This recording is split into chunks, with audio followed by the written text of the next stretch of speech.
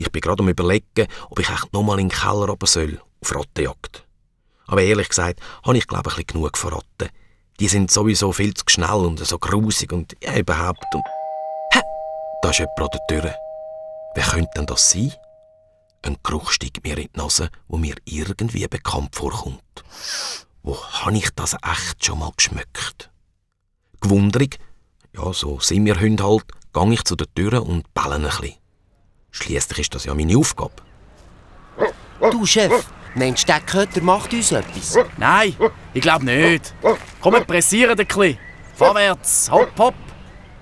Immer noch gewundrig, was das für zwei Typen sind und woher ich den Geruch kenne, kump ich auf den Feistersims und schaue zu, was die draussen anstellen.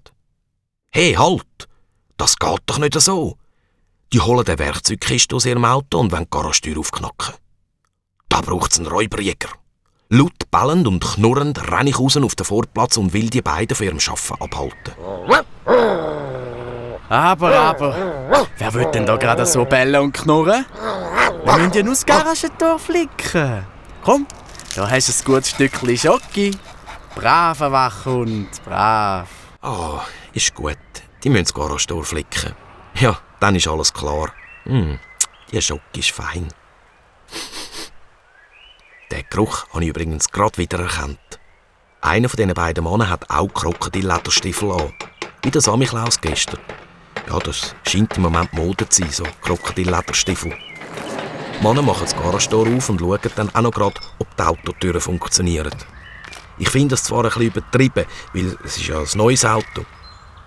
Aber gute Türenhandwerker wollen halt ganz sicher sein, dass sie ihren Job auch richtig machen. Sie sind schnell fertig. Sie streicheln mich nicht und fahren mit dem Lieferwagen dann wieder davon.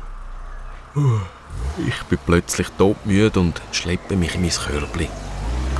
Hey, was ist auch los? Warum bin ich plötzlich so müde? Ja nur, ich bin ja sowieso allein. Da schadet das Schläfchen nichts.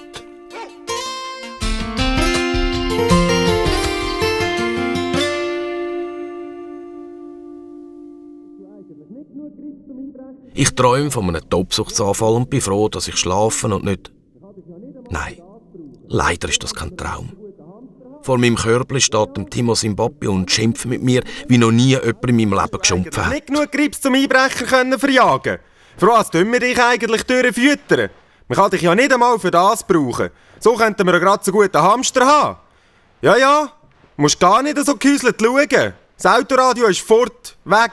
Es war ganz neu. Und du bist schuld. Du bist der dümmste und der fühlste und der ungeschickteste Hund, den ich kenne. Papi, zum Glück haben sie ausser dem Autoradio nichts gestohlen. Wir haben die ganze Garage abgesucht.